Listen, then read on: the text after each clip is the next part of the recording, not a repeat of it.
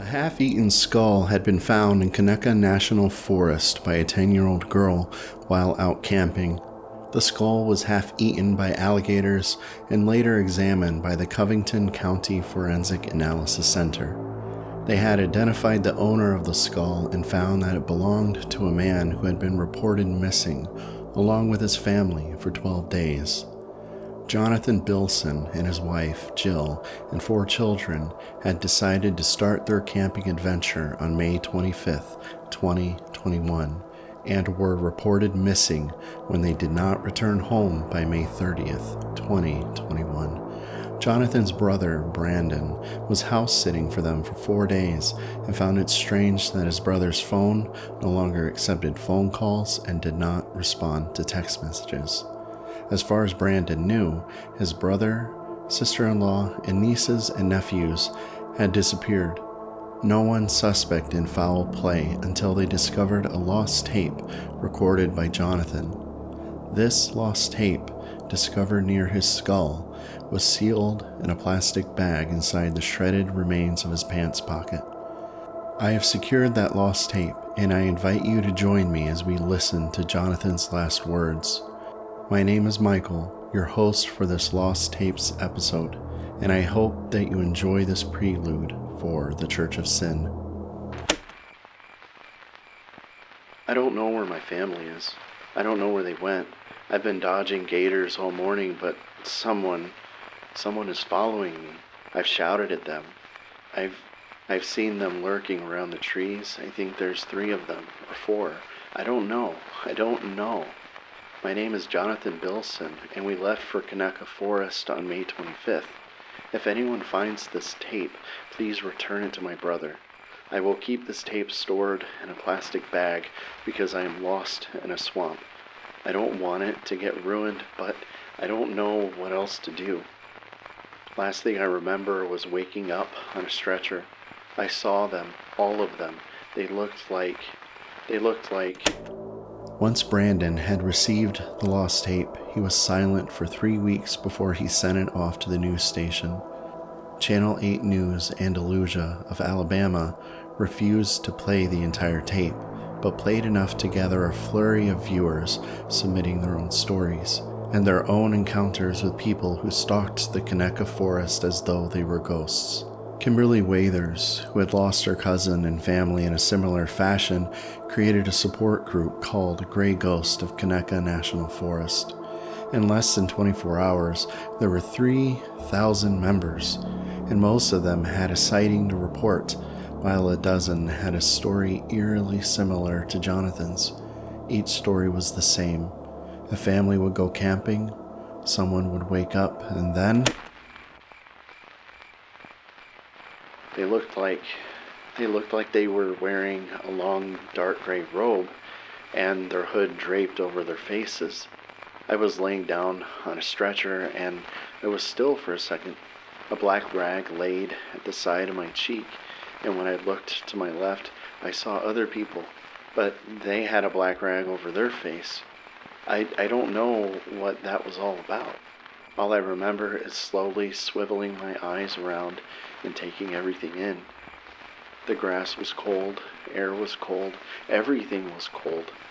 It was dark outside, and I could see the stars. I could hear flesh being cut like someone chopping a steak, and the tallest of the bunch was ordering people around.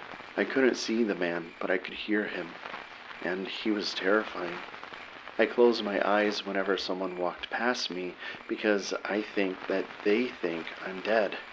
Once their voices faded away and I could no longer hear them walking around, I opened my eyes. There's a pile of ice, a huge pile, and hunks of meat are on it. The ice itself is pink from blood. I glanced at the table, and I think that's when I saw it. A hand sitting in the grass next to the table closest to me. A human hand. The Andalusia Forensic Department surveyed a 2-mile radius surrounding the location in which Jonathan's skull had been discovered and found what appeared to be a small camp spot that still had traces of remains. There, they discovered teeth, soil contaminated by blood, and strands of human hair. From that single location, they were able to identify Johnathan's wife and his 4 children, but not Johnathan. This led the detectives handling the case to deduce that at some point Johnathan had ran away, but why would he run away if he was in the company of his family? Well, the lead detective, Andrea Parker, had a theory which was supported by evidence.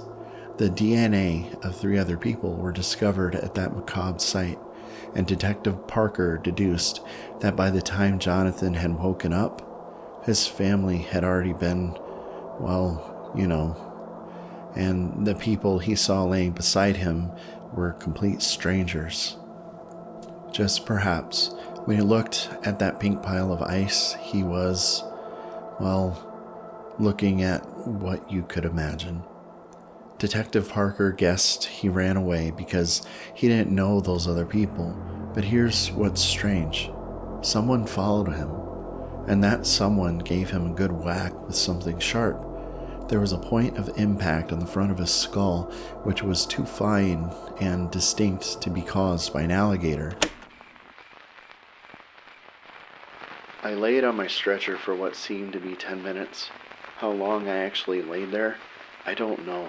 I rolled over, pushed myself up, and sprinted in a random direction. I think any direction away from here would suffice. Once I glanced around, I noticed I was maybe 20 feet away from them, and the tall, imposing man stood, pointing at me. A shorter man next to him pulled his hood down and revealed himself. He seemed younger and had a bowl haircut, thick brown beard, and overall appeared very dirty. As I ran, he also ran. I turned around and faced the direction I was sprinting, and I felt like the distance between me and that guy was growing. It wasn't. I glanced over my shoulder, and he was there, with a small dagger gleaming under the moon. My lungs hurt, legs hurt, everything hurt. I darted left, then right, and wove around the trees. I ran and jumped into small ponds, and not even that would discourage this man. I hadn't even thought about the alligators, but that didn't matter at this point. I'd rather succumb to a gator than this guy. He swung and missed, swung, missed, swung and caught my shirt and nicked my shoulder. It hurt, but that didn't matter. The adrenaline was coursing through my veins. I don't know how it happened, but somehow he caught my leg and I fell down into a shallow bog. The man climbed on top of me and hissed, "The Church of Syn has chosen you," and then he swung for my throat. I deflected his blow and he struck my forehead. Detective Parker met with Andalusia historians and could not find history about the Church of Syn and couldn't tell what kind of faith the church followed. She dug deeper and scoured the entire state of Alabama in pursuit of uncovering this church, only to find that the experts knew little more than the local historians. As the fervor of the Gray Ghosts of Conecuh National Forest spread, the 2 groups, Gray Ghost and the Church of Syn, merged into one. They had become known as the Gray Ghosts from the Church of Syn. 2 things were common among them. The man with the bowl haircut and brown beard had been seen by other people, and the tall, imposing man was always directing the others. It had been deduced that the imposing man was the leader, and for whatever reason, the man with the bowl haircut was his subordinate, but the community which had grown around this cult could not figure out the others. There were several accounts of cultists who would not attempt to stop someone from fleeing, though this did not seem to occur with Johnathan. It appeared that the only person who pursued anyone was the man with the brown beard. From what they could understand, the man with the brown beard was, to the imposing man, what Igor was to Dr. Frankenstein, and the other cultists were Frankenstein's monsters. Detective Parker agreed with the sentiment offered by this growing online community, but one thing still puzzled her. Johnathan had been struck in the head by something sharp, yet his skull was discovered. Until now, nothing as large as a skull had been discovered. I felt the thing stab into my forehead, and I have no idea how I didn't die just then. My assailant looked at me just as shocked as I was, and I took this moment to wrangle him off of me and push his face into the shallow pool of water until I felt him stop moving. I stood up, and I had no clue where the knife went, but blood began to stream down my face. I ran deep into the swamp and turned around. The deed was not done. The man stood up and made his retreat.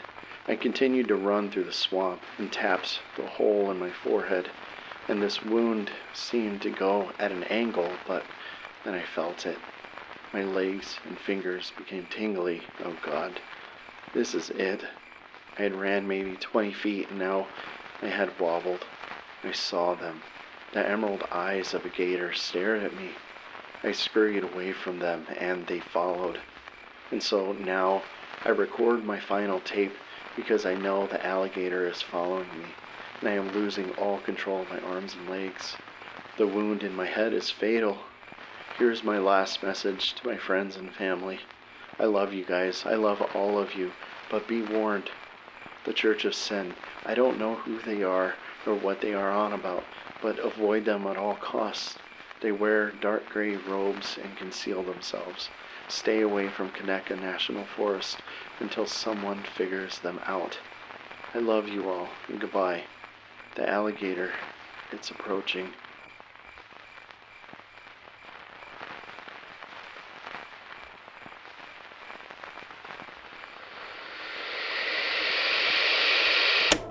Detective Parker agreed with the forensic team's analysis that Johnathan had perished because of the wound he suffered, and that he was likely deceased by the time the alligator began to consume him.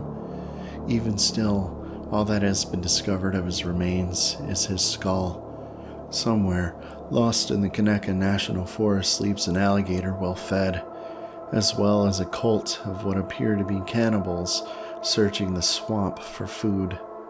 Detective Parker never agreed with the idea that the Church of Syn was real, and figured that whoever was responsible for these disappearances had to be someone living near the forest. Because of that, the Church of Syn was not taken seriously by any newspaper or news authority, therefore giving the church a heightened sense of mystique and intrigue. Unfortunately, this led to more people foraying into the swamp, and more gray ghost sightings, and more lost tapes.